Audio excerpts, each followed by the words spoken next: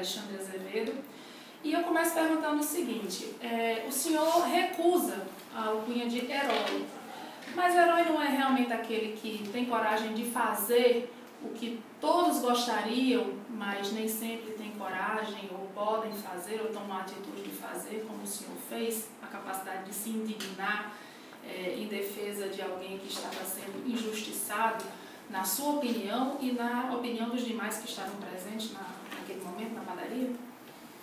Eu concordo com a sua tese sobre o termo herói e ao mesmo tempo eu discordo.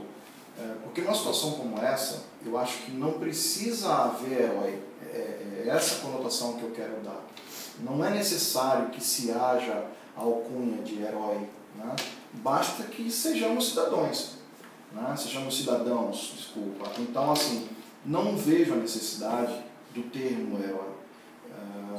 As pessoas não precisam pegar isso como exemplo, as pessoas não precisam ter isso como referência, né? Elas poderiam até ter como um marco, né, para tomar atitude, ter coragem de tomar atitude.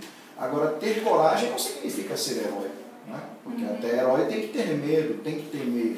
Mas numa sociedade com tantas pessoas sem coragem ou sem condições, ou até sem a capacidade de se indignar, como o senhor colocou na sua nota, não são necessários realmente exemplos como esse, heróis como o que o senhor acabou se tornando, querendo ou não? Exemplo sim, né? Mas eu acho que essa é uma questão, Ilana, muito mais da nossa cultura de brasileiro. A gente só fecha a porta depois de roubado, o ditado não diz assim? Sim. Então depois que se vê um exemplo, é que se toma atitude. Depois que se tem o prejuízo, é que se corre atrás. Então eu não acho que deva ser assim. Esse é o meu pensamento. Então essa é a razão pela qual eu não atribuo heroísmo a isso. O que foi que lhe indignou naquela cena? Segundo o desembargador, ele fez uma reclamação. O que é que o senhor conseguiu entender daquela situação? Alguns disseram que é porque o desembargador foi servido num copo de plástico, outros disseram que é porque o garçom não trouxe gelo para ele. O que é que o senhor captou daquela cena e o que é que lhe indignou naquela cena? Para mim, o que indignou não foi ser um copo de plástico, ser gelo, ser um copo de vidro. Claro. Isso para mim pouco importa. Eu penso da seguinte forma: se eu estou no estabelecimento e eu estou ali fazendo uso do meu dinheiro para contratar um serviço, para comprar um produto, e eu não sou bem atendido, eu resolvo da melhor forma. Quem tem o monopólio de gastar sou eu, então eu deixo de usar. Mas que gesto, que palavra do desembargador, que o senhor nem sabia naquele momento que era o desembargador, ele causou tanta indignação? O momento foi o contexto geral. O contexto geral, porque a atitude dele em levantar da cadeira, a atitude dele em sair falando alto dentro do salão, a atitude em abordar fisicamente o garçom, e por consequência o garçom não reagiu a absolutamente nada, então eu não vi necessidade para aquilo tudo. Ou se ele exagerou e depois se arrependeu que se contesse, né? Então eu acho... O que foi que ele fez exatamente? Ele foi exatamente estúpido, né? Exigia do garçom um atendimento, não posso dizer privilegiado, mas exigia do garçom um atendimento que ele gostaria de ter personalizado. E eu acho que nós estávamos num ambiente onde todo mundo é tratado da mesma forma. Então, e até porque também todo e qualquer garçom ou todo e qualquer outro profissional pode errar nas suas atribuições. Todo mundo é passível de erro. Nós erramos, você erra, eu erro. Mas eu não acho que seja necessário para essas atitudes. Como é que o senhor considerou que o garçom foi humilhado? Bom, primeiro, porque independente de quem ele fosse, ele estava sendo cliente, né? Então, ele, por ser o cliente, era ele quem dava as regras por pagar. Então, é muito comum da nossa cultura exigir quando se está pagando. Então, primeiro passo, a gente normalmente já desfaz de alguém por saber que aquele alguém é inferior a gente, pelo menos naquele momento, né? Então, eu acho que a atitude dele já foi natural também. Ele teve uma atitude natural da personalidade dele. É isso que me pareceu.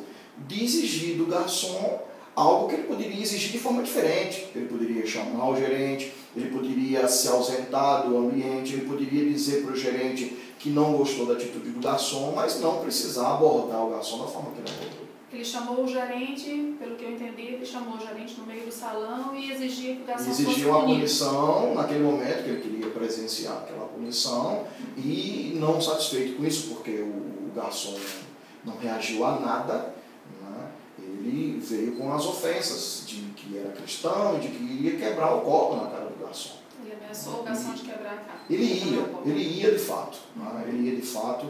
É lógico que eu não sou bidu, eu não sou vidente para afirmar o futuro, mas depois analisando, a gente vendo o perfil dele, eu acho que ele não ia deixar barato, eu acho que ele não ia deixar simplesmente uma reclamação. Naquele momento o senhor não conhecia, o desembargador não sabia quem era. Não. Né? E depois o senhor tomou conhecimento da repercussão que o caso teve. Não, a gente tomou reconhecimento, a gente ficou sabendo que ele era quem ele é, logo depois da confusão, porque ele usou o telefone. Mas a repercussão nas redes sociais, no WhatsApp, o senhor ficou sabendo depois. O senhor acha que teria essa mesma repercussão se ele não fosse desembargador? Não teria. Não teria porque ele não teria saído dali. Para mim, ali não era um motivo de chamar a polícia. Né? Se fosse para chamar a polícia, seria por direitos humanos, por ele estar desmerecendo alguém, por ele estar desfazendo de alguém. E não por um caso civil em que envolva a polícia militar para prender alguém em função de um crime. O senhor acha que houve abuso de poder da parte do No desembargador? momento em que ele chamou a polícia, sim. Antes não? Não, até então, como cidadãos, a gente pode discutir, pode não chegar a um consenso, você tem a sua opinião, eu tenho a minha, e podemos nos respeitar. O senhor disse que não gostaria de ser exemplo, mas que tipo de comportamento o senhor espera de um desembargador e o senhor não espera que um desembargador seja exemplo de justiça, a justiça que ele é pago para defender? Mas ele não precisa dar exemplo de que ele é desembargador, ele não precisa carregar na testa. Mas como cidadão ele não deveria? Sim, como cidadão ele não... Ele como cidadão poderia simplesmente ser muito discreto, muito mais do que qualquer outra pessoa. Ele não precisa taxar na testa dele que ele é desembargador e por isso ele tem que se portar como tal. Basta que ele não faça uso da posição que ele tem dentro do tribunal. Ali ele é um cidadão comum, em qualquer lugar ele é um cidadão comum. Que tipo de comportamento o senhor espera de um desembargador, como cidadão?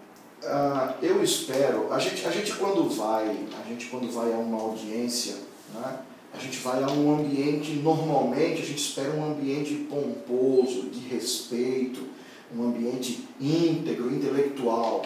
Então eu espero de um desembargador uma pessoa centrada, uma pessoa regrada, uma pessoa observadora, né, porque ela está ali para julgar. Ela está ali para expor a opinião dela diante de um formato de lei, diante de regras. Então ele tem que buscar a melhor regra para dar a melhor punição e para que sirva de referência para a população. Agora, ele, como pessoa, eu acho que deveria ser tão centrado quanto ele, enquanto desembargador. Que tipo, o senhor se sentiu agredido pelo desembargador? Não me senti agredido, não me fez a menor diferença as coisas que ele disse para mim, porque eu tenho convicção da minha personalidade, eu tenho convicção de quem eu sou, então não faria a menor diferença ele falar ou ele dizer o que quer que seja. Se ele tivesse como ele segurou a cadeira para tentar me agredir fisicamente, sim, isso sim ele me agrediria. Quando ele tentou segurar a cadeira e ele foi contido pelo gerente e o filho dele, então ele lá e eu cá. Eu não me senti agredido em momento algum. O senhor acha que o desembargador exigiu a punição do garçom, inclusive a sua própria punição ao chamar a polícia e insistir que o senhor fosse levado à delegacia. Então, e o senhor, que punição acha que o desembargador mereceria? Se nós fôssemos levar ao pé da letra, e aí eu não sou advogado, né, e meu advogado está aqui para dizer isso, se o que eu estou dizendo é correto, para levar ao pé da letra, quem deveria ser preso seria ele por abuso de autoridade. Se for levar ao pé da letra, o policial prevaricou. Se for levar ao pé da letra, está tudo errado, porque eu também fui indelicado. Se formos levar ao pé da letra, ninguém vive. Qual foi o seu erro? Em ser bruto tanto quanto ele. Né? Mas eu tive que ser. O senhor já se levantou de forma bruta para intervir na situação? Não, eu me levantei de forma imponente. Eu tive que impor respeito para que ele se contesse. Que ele não tinha o direito de humilhar ninguém. Que ele fosse um cliente exigente. Tudo isso está nos vídeos. Né? Seja um cliente exigente, mas não humilhe ninguém. Não vejo necessidade para tal. O senhor citou na sua entrevista que ele pisou no seu calo. Que calo foi esse? Essa intolerância das pessoas se sentirem melhores que as outras. Eu não acho que esse seja o caminho. Já aconteceu outras vezes?